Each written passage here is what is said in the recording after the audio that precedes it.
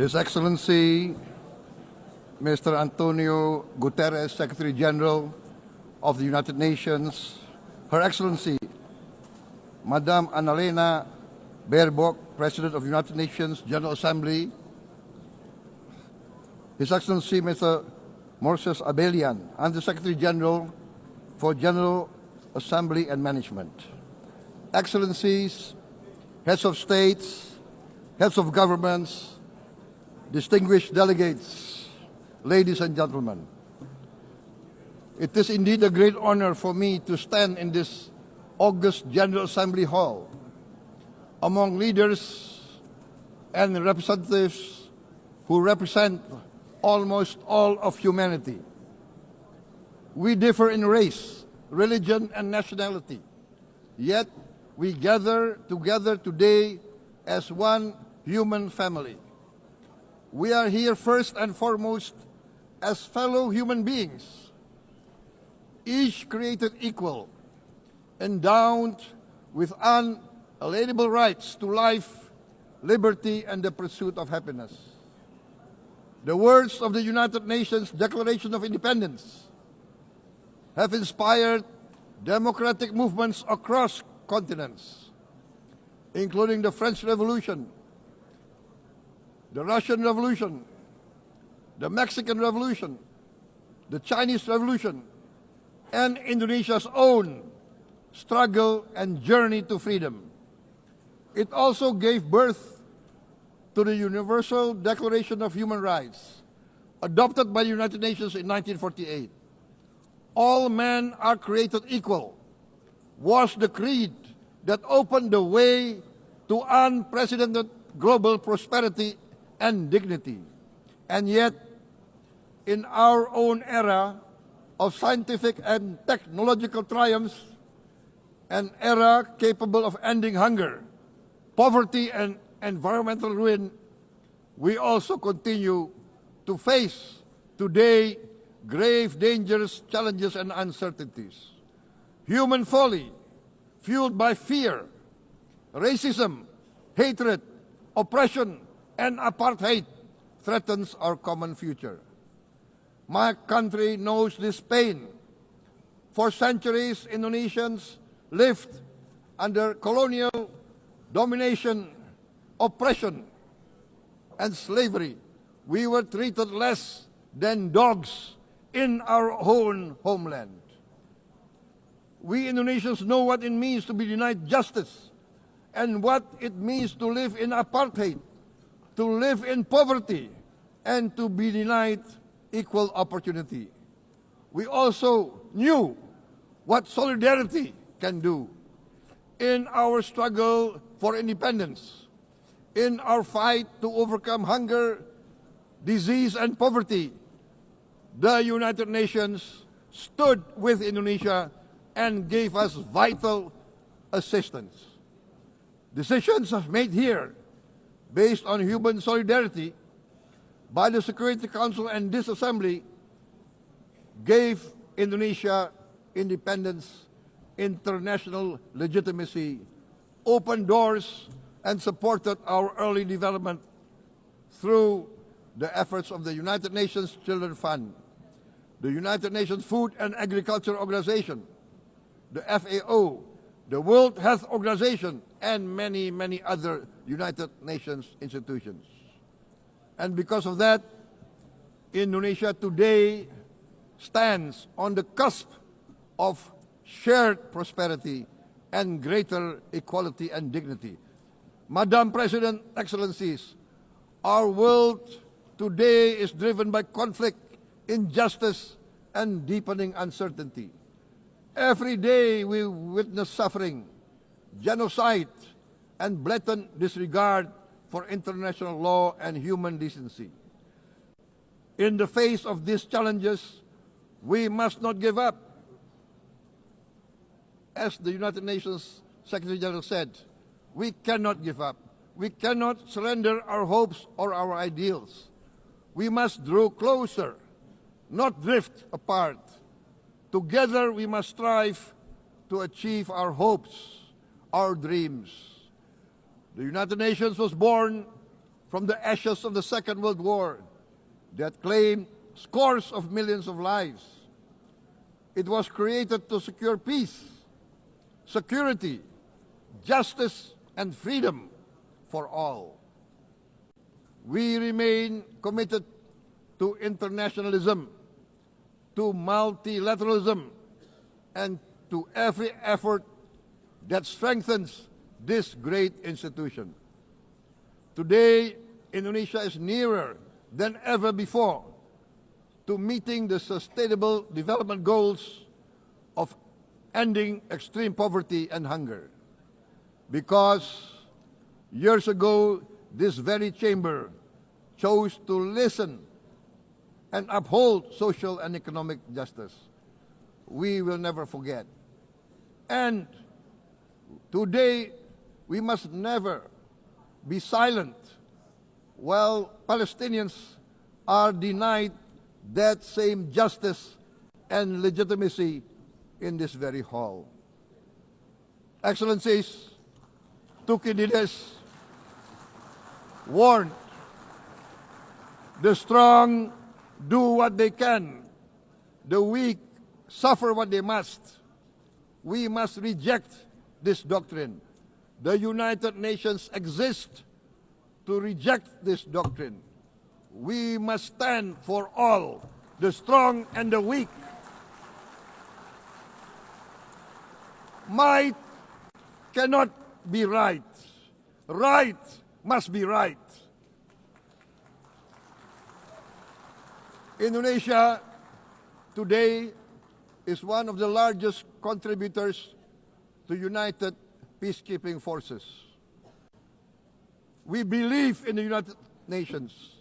We will continue to serve where peace needs guardians, not with just words, but with boots on the ground. If and when the United Nations Security Council and this great assembly decide Indonesia is prepared to deploy 20,000 or even more of our sons and daughters to help secure peace in Gaza or elsewhere, in Ukraine, in Sudan, in Libya, everywhere when the peace needs to be enforced, peace needs to be guarded, we are ready. We will take our share of the burden, not only with our sons and daughters, we are also willing to contribute financially to support the great mission to achieve peace by the United Nations. Madam President, Excellencies, I propose to this Assembly a message of hope and optimism, grounded in action and execution. Today, we heard the speech of Madam President, the President of the United Nations General Assembly. Yes, it is true what she said. Without the International Civil Aviation Organization, will we be here today? Will we sit in this great hall? Without the United Nations, we cannot be safe. No country can feel secure. We need the United Nations, and Indonesia will continue to support the United Nations, even though we still struggle. But we know the world needs a strong United Nations. The world's population is growing. Our planet is under strain. Food, energy, and water insecurity haunt many nations. We choose to answer these challenges directly at home and to help abroad wherever we can. This year, Indonesia recorded the highest rice production and grain reserves in our history.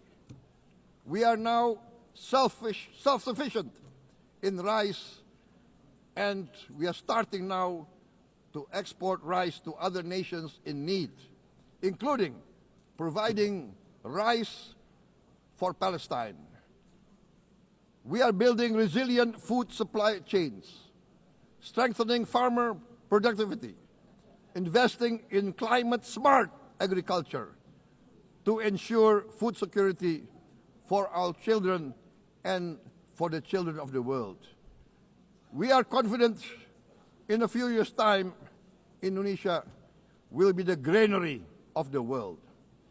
As the world's largest island state, we testify before you that we are already experiencing the direct consequences of climate change, particularly the threat of rising sea levels. The sea level on the north coast of our capital city is increasing by 5 centimeters every year. Can you imagine in 10 years? Can you imagine in 20 years? For this, we are forced to build a giant seawall, 480 kilometers in length. It will take us maybe 20 years, but we have no choice. We have to start now.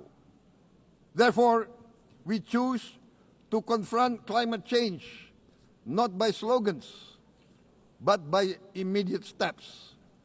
We are committed to meeting our 2015 Paris Agreement obligations. We aim to achieve net zero emission by 2060, and we are very confident we can achieve net zero emission much earlier.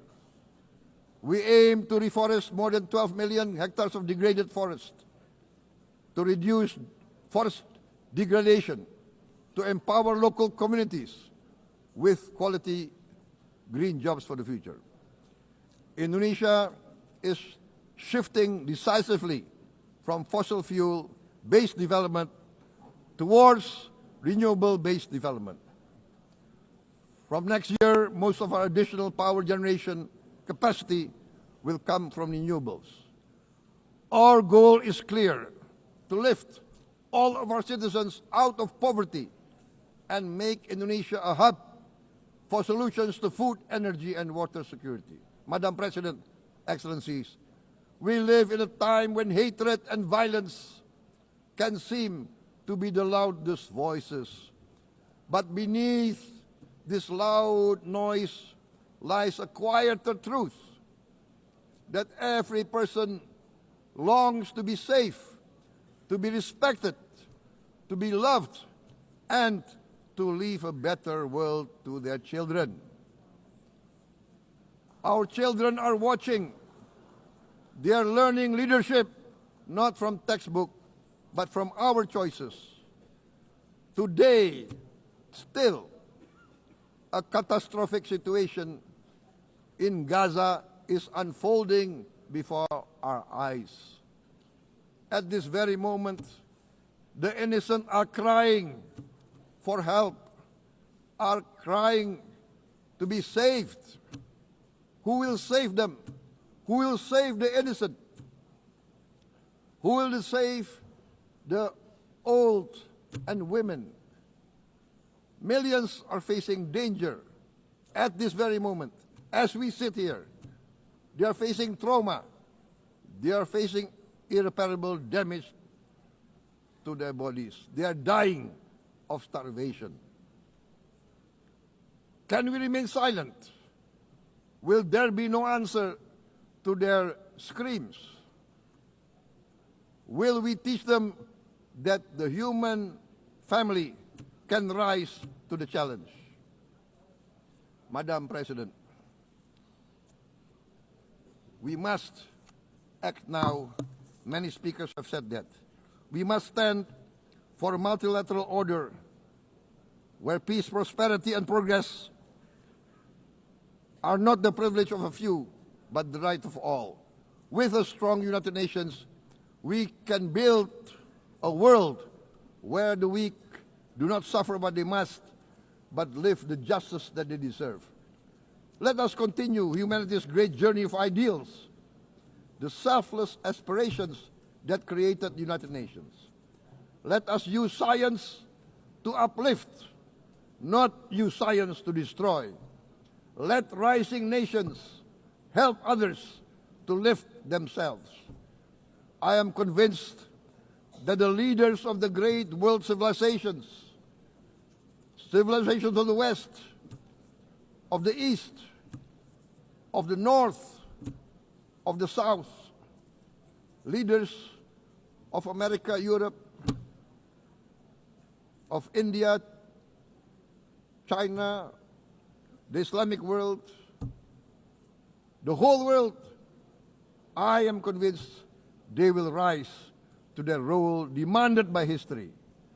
We are all hopeful that the leaders of the world will show great statesmanship, great wisdom, restraint, humility, overcome hate, overcome suspicion.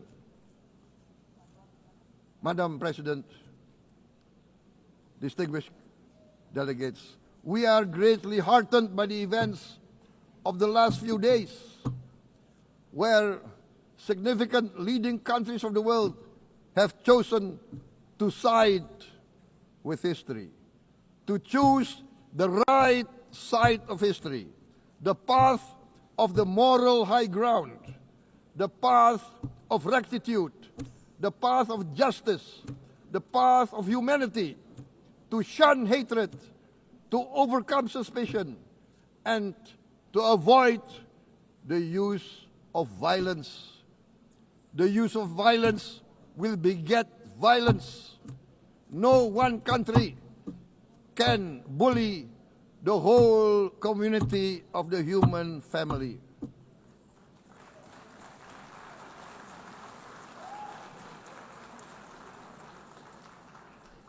We may be weak individually, but the sense of oppression, the sense of injustice has proven in the history of mankind that this sense of injustice, this sense of oppression will unite into a strong force that will overcome this oppression, that will overcome this injustice. To close, I would like to reiterate again Indonesia's complete support for the two-state solution in Palestine. We must have an independent Palestine, but we must also recognize, we must also respect, and we must also guarantee the safety and security of Israel. Only then we can have real peace, and no longer hate and no longer suspicion. The only solution is this two-state solution. Two descendants of Abraham must live in reconciliation, peace, and harmony. Arabs, Jews, Muslims, Christians, Hindus, Buddhists, all religions, we must live as one human family. Indonesia is committed to being part of making this vision a reality. Is this a dream? Maybe, but this is the beautiful dream that we must work together towards. Let us work towards this noble goal. Let us continue humanity's journey of hope, a journey started by our forefathers, a journey that we must complete. Thank you. Wassalamualaikum warahmatullahi wabarakatuh.